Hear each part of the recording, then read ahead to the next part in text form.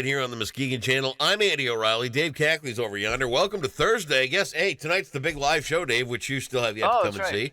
So thanks for being a team player, and thanks for being my BFF, and thanks for everything that you do. Yeah, really. I said one of these times I will be on with you, and we'll have good times, and you can make fun of me and do all this. No, we won't do that. No, yeah, you will. Fun of you. It's fine. It's fine. I'm the look. That's not what I'm getting at all. That's my role. I'd just like you to come and be in the audience. Because believe it, get this. Last night, we went out on the Workaholic Women's Wednesday cruise. Mm-hmm. Chicks still dig you.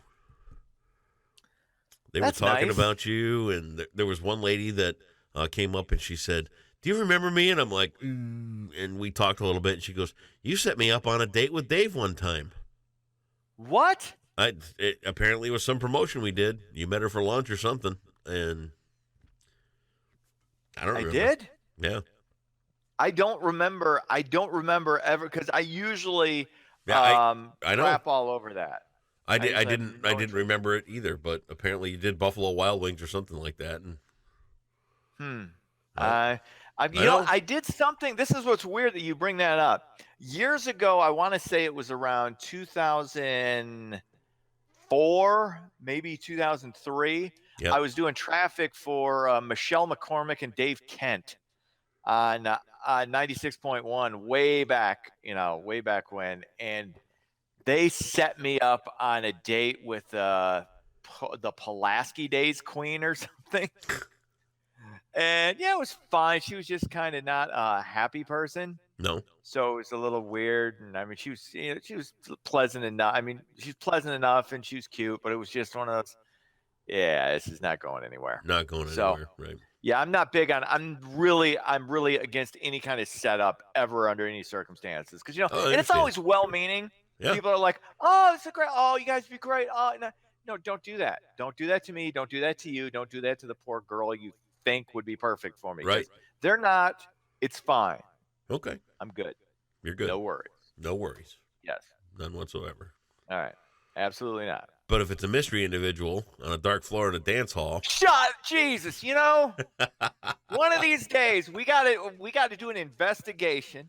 Maybe there'll be some tapes. Can we go through your tapes from 1994, summer of '94? Yeah, that was. We still are. It's still unclear what exactly that experience was. How about some news there, Romeo? Okay, let's do it. Temps took the stage in the second night of the Democratic debates in Detroit. By the way, this will be the last time for a month we'll have to talk about this stuff because there'll be no more of this until September. But 4 takeaways. Joe Biden reasserted himself and his front-runner status. Cory Booker had a good night, but he's still polling under 2%, so it doesn't really matter. Andrew Yang got to speak. People seem to like him. And Kamala Harris still staggering from the verbal assault brought on by Hawaii Representative Tulsi Gabbard, who is now, I believe, a serious candidate for the VP slot. Biden-Gabbard ticket, very plausible. But there were some. I mean, there was some hitting going on. And that's what the primaries are supposed to be. You punch, you counter punch. Biden was pretty strong. Had some missteps at the very, very end that were minor, and nobody's gonna really crap on him for. But the winners pretty much were believed to be Biden, Yang, Gabbard. I mean, some thought that Julian Castro did well, but I think he's pulling at like 0%, so that doesn't matter. But yeah, we're off on this for another month. I hope everybody enjoyed it. And did I read last night that, and I don't know if it's true or not, but we got off the cruise and I'm thumbing through Facebook. Did I read that somebody asked Gillibrand if she won the presidency, the first thing she would do would Lysol the White House? It was Clorox. I think it was Clorox, the White House. Yeah, that was a fine line. Here's the thing: is Gillibrand should never have even been. I mean, she's got no shot. But still, nobody it's a great line. It's not a bad line. It's not a bad line. It's not going to win you the presidency, though. Well, no, but it's still a great line. That's fine. But yeah, we're over. We're off it now for a while. But if you're a Democrat, though, the good news is Joe Biden is leading everybody by 8 points. Tulsi Gabbard, I'm telling you, as a VP candidate, 38 years old, smart. She's a war veteran. She's unflappable. She looks presidential, and she looks great in a white pantsuit. Okay. That is very important. Looks. Very people important. like poo-poo looks. It matters. Okay. It matters. We're in a TV. This is a TV presidency. It's a TV election. It's an internet election. It's an everything election. Everything matters. So all right. Keep that in mind. Moving on.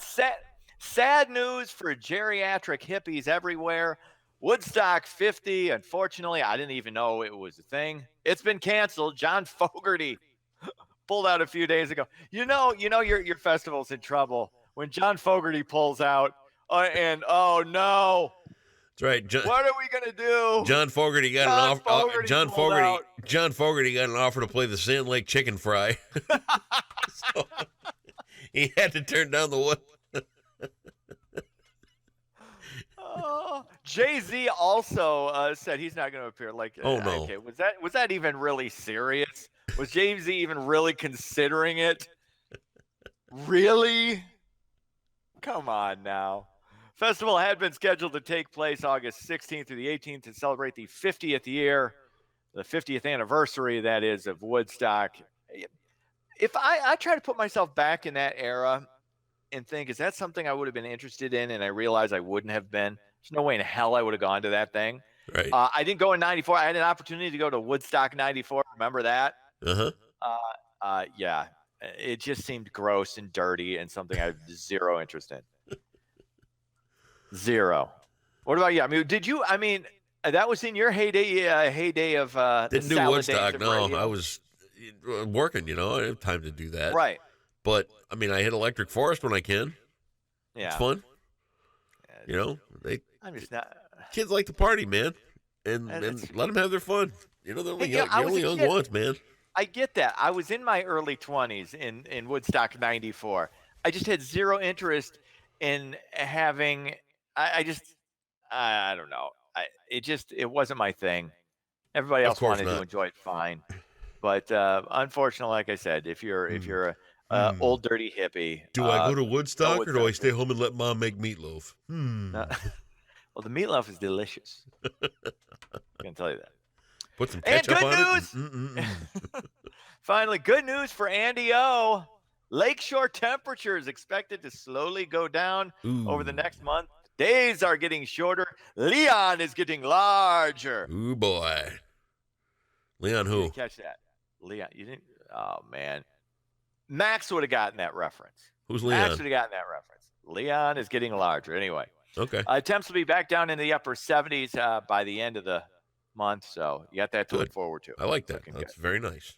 By the way, I was referencing Airplane, the movie Airplane. Johnny Airplane.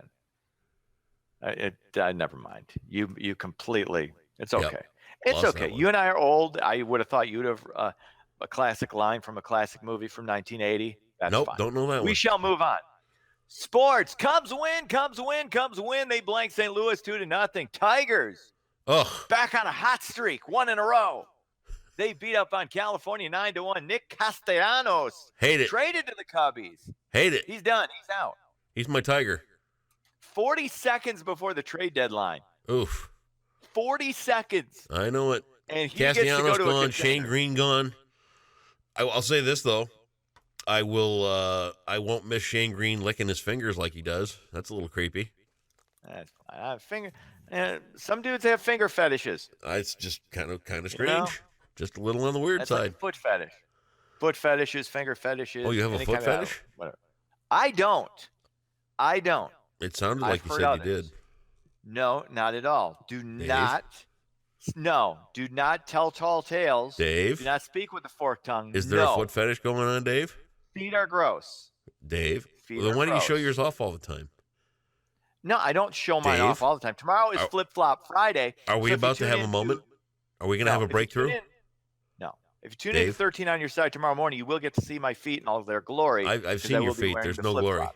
They're disgusting. Oh, their feet are gross in general. Mine, on the other hand, because I got to trim the hairs on my toes. Hopefully I don't cut them. Go away. But you'll see that tomorrow. Okay. Bye. TTFN.